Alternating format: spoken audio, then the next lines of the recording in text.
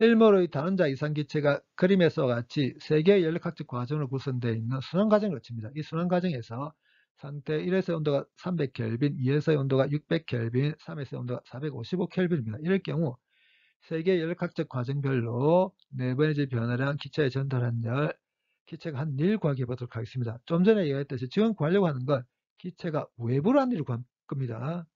기체가 외부로 한 일과 외부에서 기체 한 일 사이 이런 관계가 있습니다. 두 일의 크기는 똑같지만 부가 정반대입니다. 어쨌건 지금 구하려고 하는 것은 기체가 한 일입니다. 먼저 상태 1에서 상태 2로 가는 연력학적 과정을 보도록 하겠습니다. 이 연력학적 과정에서는 부피가 이 값으로 변하지 않는 등적 과정이죠. 등적 과정에서는 부피가 변하지 않기 때문에 기체가 한 0입니다.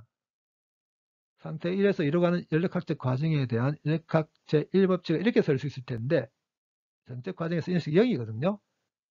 등적 과정에서 기체에 전달한 열만큼 내부 에너지가 변합니다. 등적 과정에서 기체에 전달한 열을 이렇게 쓸 수 있죠. 이 CV가 등적 몰 비율이죠. 2분의 3R입니다. 단원자 이상 기체일 경우에는. 이에서 이로 가는 연력학적 과정에서 온도가 300켈빈에서 600켈빈으로 변합니다. 그렇기 때문에 온도의 변화량은 600에서 300을 빼야 됩니다. 상태 1에서 2로 가는 연력학적 과정에서 기체에 전달한 열 플러스 3.74kJ입니다.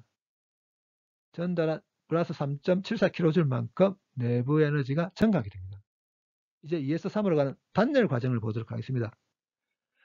단열시켰단 말은 온도차가 있다 하더라도 열이 이동 못하게 막아버렸다는 걸 뜻하죠. 그래서 단열 과정에서는 기체에 전달한 열 0입니다.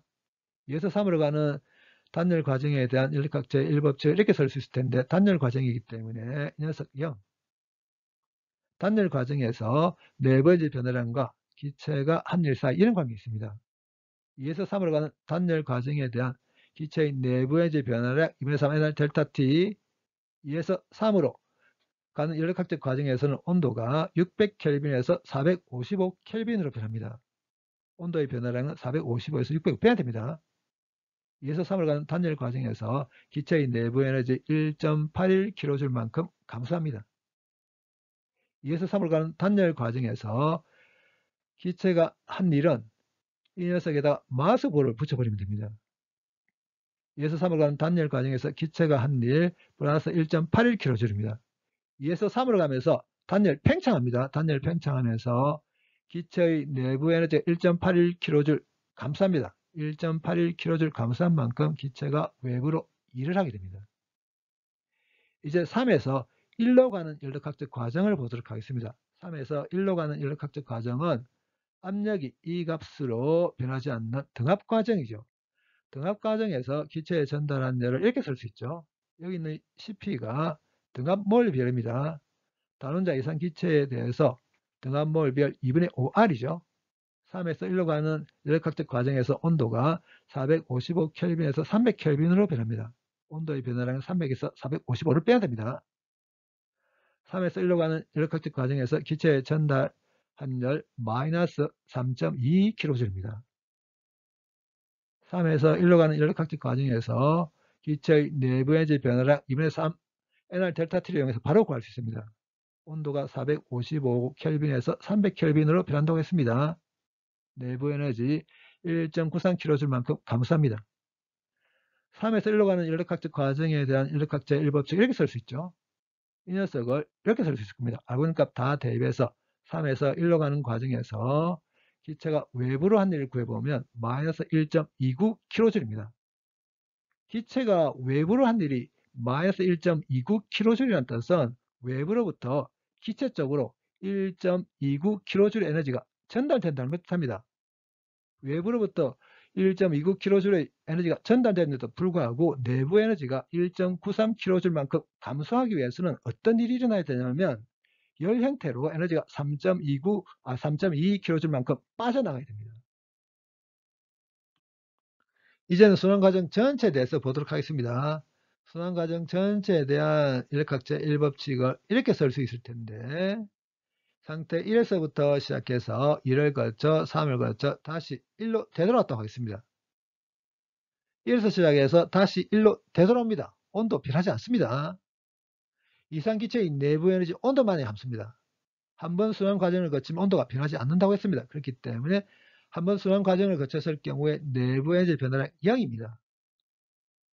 내부 에너지 변화량 0이기 때문에 순환 과정에 있어서 기체에 전달한 열만큼 기체가 외부로 일을 하게 됩니다.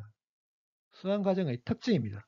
그럼 앞에서 구한 값들을 이용해서 이 순환 과정의 특징을 만족하는지 확인해 보도록 하겠습니다. 순환 과정 전체에 대한 내부 에너지의 변화량은 세 개의 연력학적 과정에 대한 내부 에너지의 변화량을 다 더해버리면 됩니다. 0됩니다. 순환 과정 전체에 대한 기체에 전달한 열은 세 개의 연력학적 과정에서 기체에 전달한 열을 다 더해버리면 됩니다. 플러스 520줄입니다. 순환 과정 전체에 대해서 기체가 한 일은 세 개의 연력학적 과정에서 기체가 한 일을 다 더해버리면 됩니다. 플러스 520줄입니다.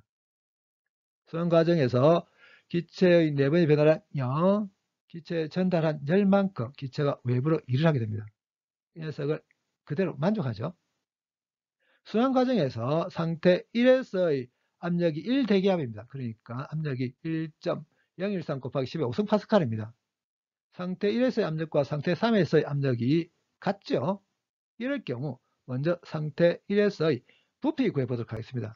상태 1에 대한 P = nRT 이렇게 쓸 수 있죠. 압력이 어떻게 되는지 알고 있고 온도가 어떻게 되는지 알고 있습니다. 그리고 몰수도 알고 있죠. 상태 1에서의 부피 V반이 이렇게 될 겁니다. 알고 있는 값 다 대입해서 상태 1에서의 부피 구해보면 이렇게 됩니다. 상태 1에서의 부피와 상태 2에서의 부피 같죠? 그러면 상태 2에서의 부피가 정해졌고 온도가 어떻게 되는지 알고 있습니다. 그러면 상태 2에서의 압력이 이렇게 되죠? 알고 있는 값 다 대입해서 상태 2에서의 압력 구해보면 이렇게 되거든요. 상태 2에서의 압력이 상태 1에서의 압력이 대략 2배 정도 됩니다. 그리고 상태 3에서의 압력이 어떻게 되는지 알고 있고 온도가 어떻게 되는지 알고 있습니다. 상태 3에서의 부피 이렇게 정할 수 있겠죠. 다 대입해서 상태 3에서의 부피 구해보면 이렇게 됩니다.